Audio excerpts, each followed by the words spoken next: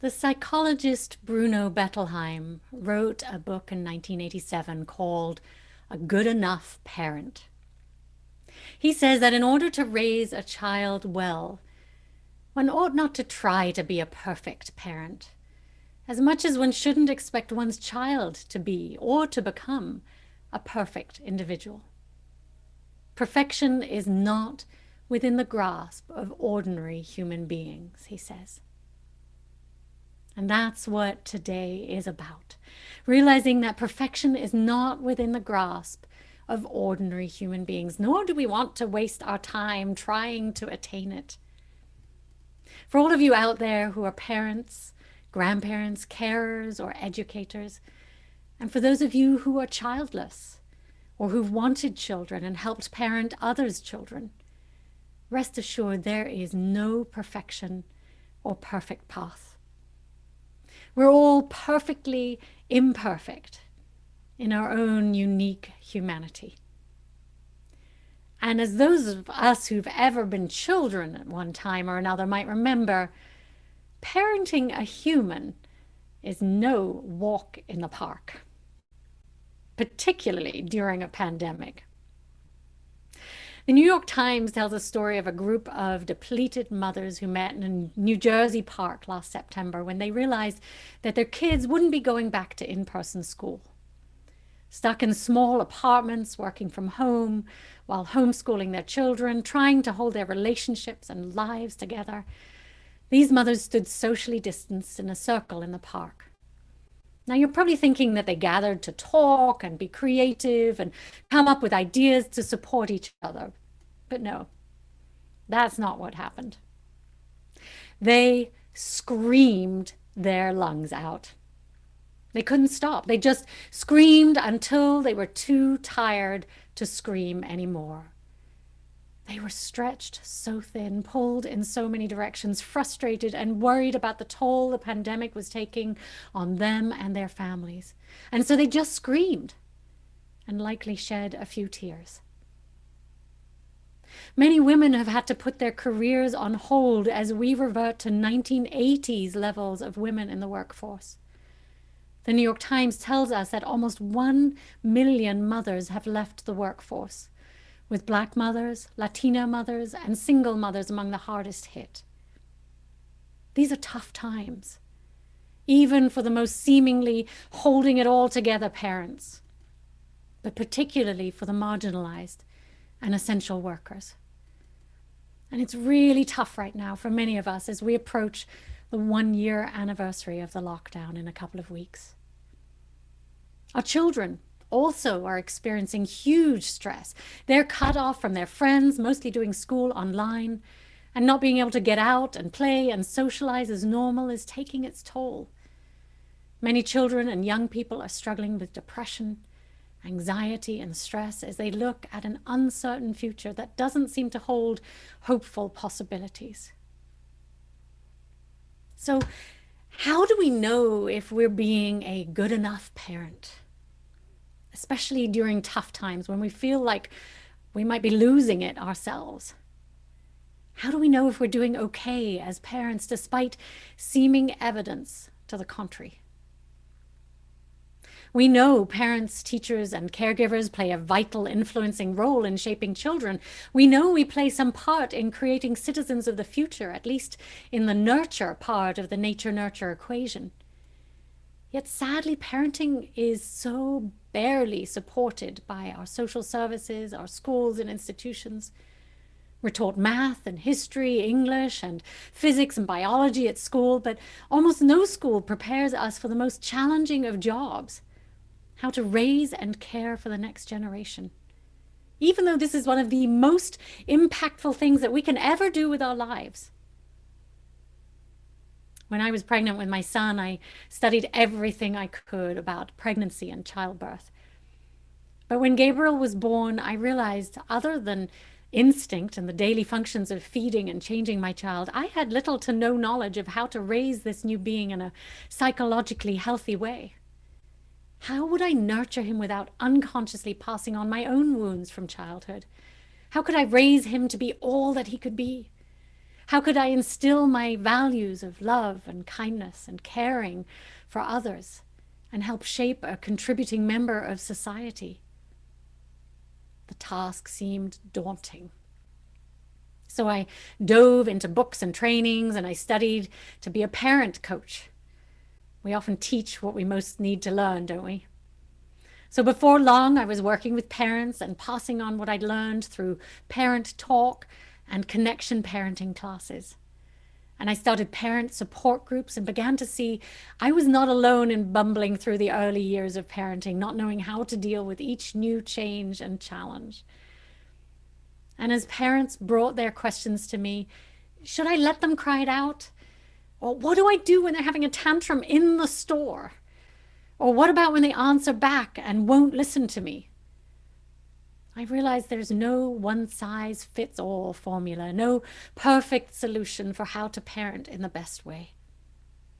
I learned that what it really takes is treating our children with dignity and respect as unique human beings who are worthy of being listened to, reasoned with, and considered. I realized it would take being present with each new challenge with curiosity, courage, and humility, emphasizing connection over control. And that this would be a journey filled with trial and error, with guessing and hope, with joy and despair.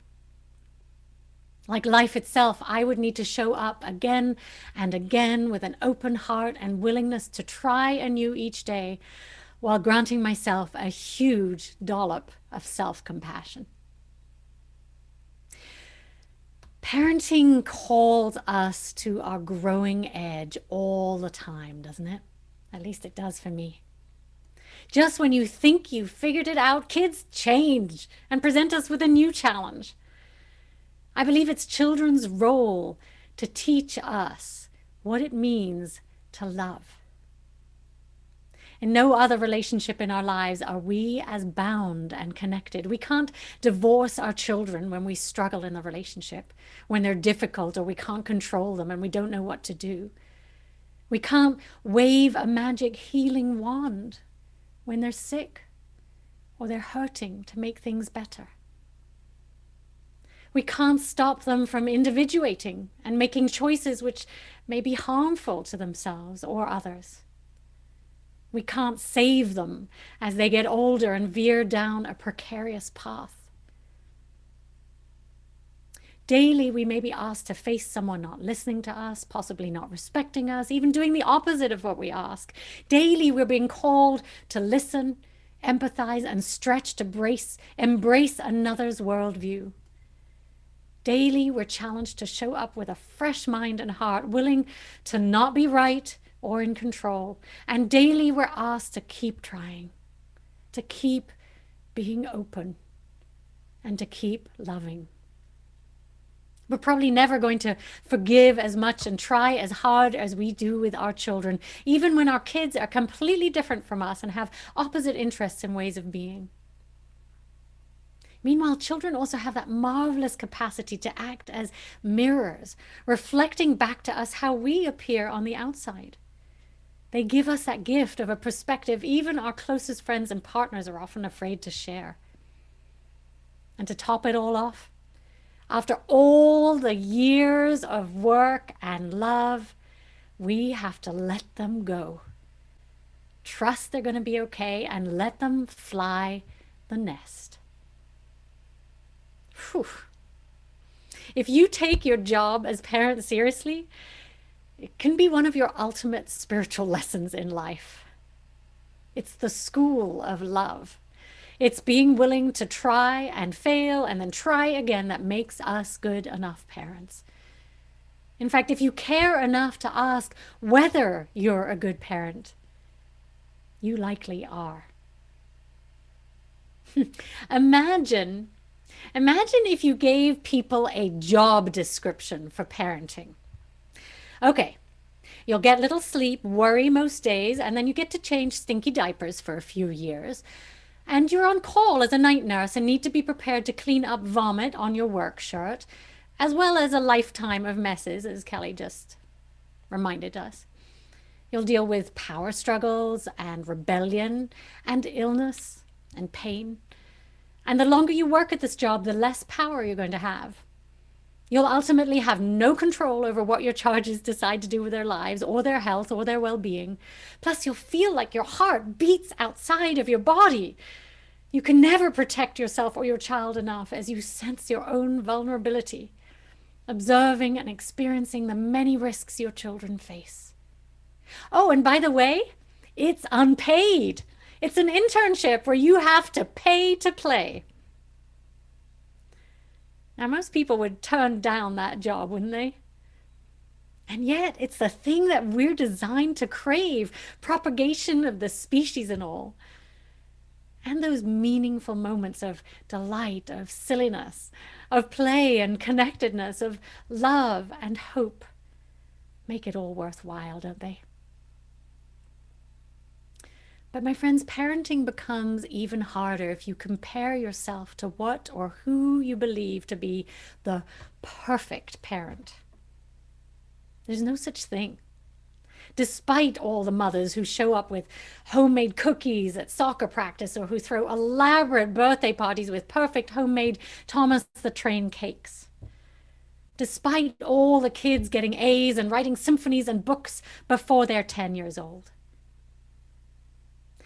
Bruno Bettelheim reminds us, while we are not perfect, we are indeed good enough parents if most of the time we love our children and do our best to do well by them.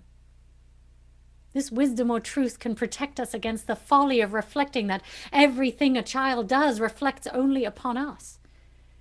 Much of what he does has mainly to do with himself and only indirectly or peripherally with us and what we do. A mom by the name of April Perry tells this story. A few months ago, I was practicing sideways Dutch braids on my two daughters. And halfway through the braid, my fingers got all tangled up and the hair was too loose. And one of my daughters had been sitting with her head stuck to the side for several minutes. Feeling extremely frustrated, I said, "That little girl in the how-to video is so lucky to have a mom who knows how to do her hair properly." And my daughter stopped me in my tracks when she responded, "But I have a mom who's trying." That's what we're called to do, to be good enough, my friends, to keep trying, to be present. April asks us to remember that it is our uniqueness and love that our children long for. It's our voices and our smiles, our jiggly tummies.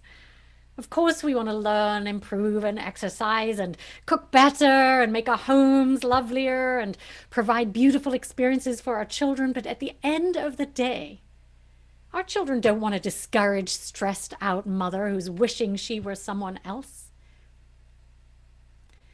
Psychologist Peter Gray writes in the magazine Psychology Today, if we are good enough parents, we don't take much credit nor much blame for our children's actions.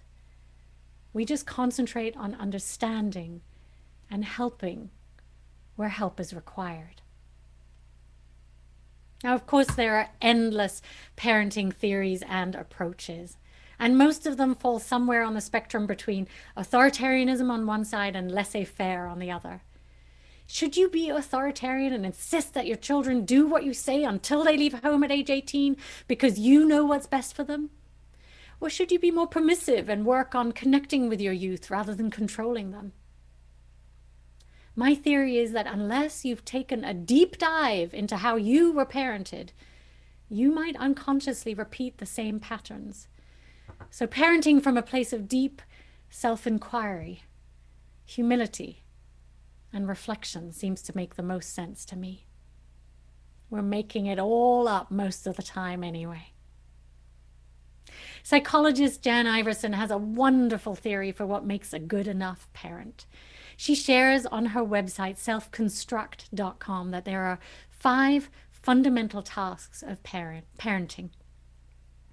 First and foremost, she calls us to take our job as parent seriously, to put consistent effort into expanding our parental expertise. Reflect on what you're doing as a parent, no matter how old your child.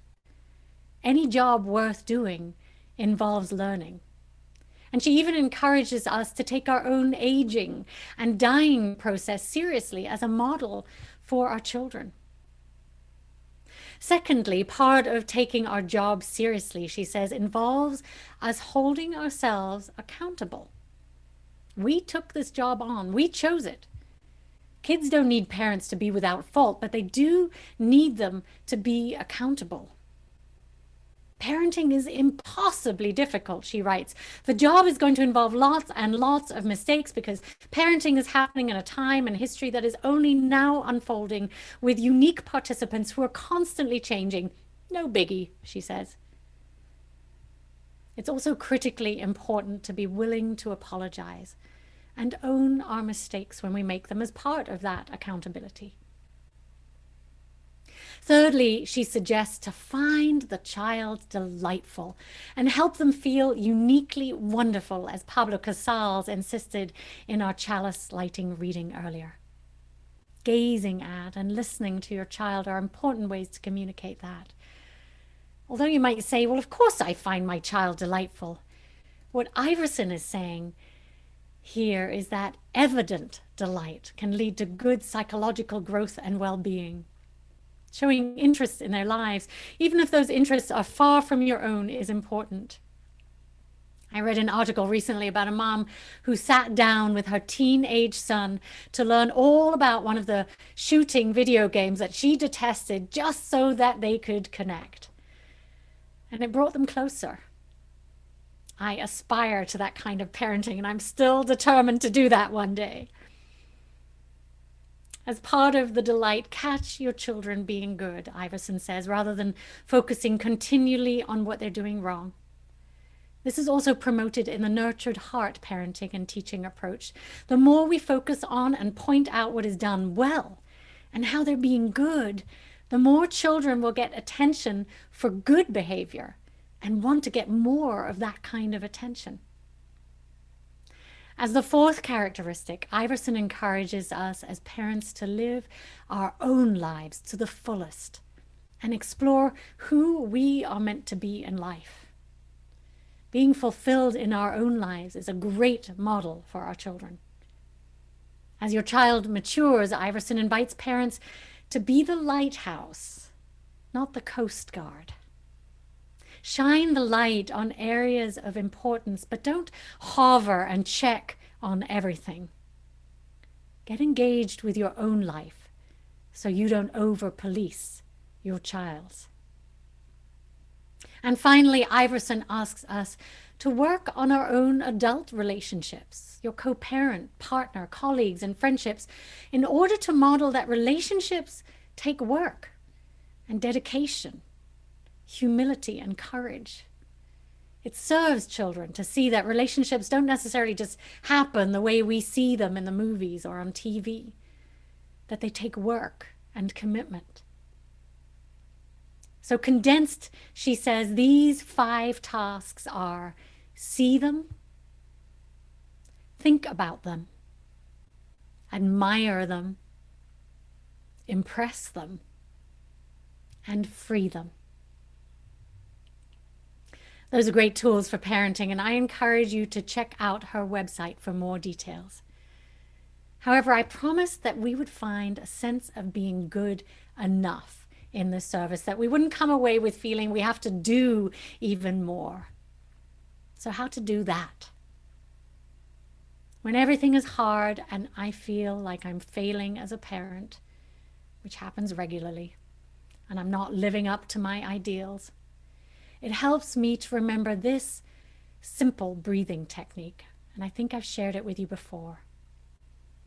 On an in-breath, I say to myself, I do my best.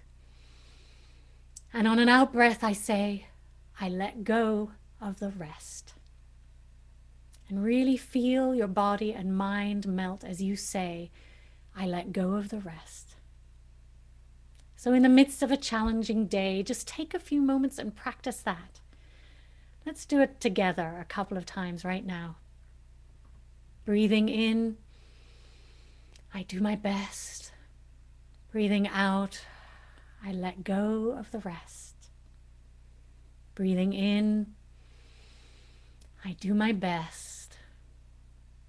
And breathing out, I let go of the rest.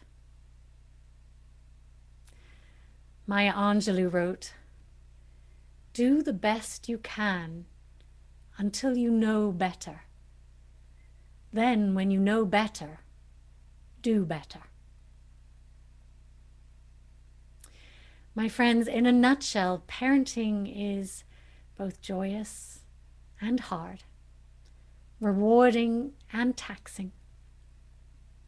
But if one of our reasons for being on this earth is to learn to be more loving human beings, like Jesus and the Buddha taught us and our UU values call us to be, then parenting is a great opportunity to practice that, one of the best.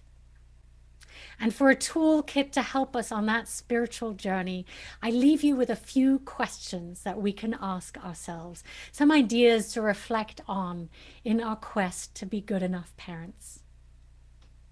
First and foremost, did I show up with love today? And if this is the only question that we ask ourselves, that is enough. But if we want to stretch our good enough parenting just a little further, we might also ask, and I'm going to send you these later so you don't have to frantically write them down. Can I show up each day with an open, loving heart? Am I willing to forgive my children and ask for their forgiveness? Am I open to learning from my kids? Can I see my child as a whole, individuated human being, not a project or projection to fix?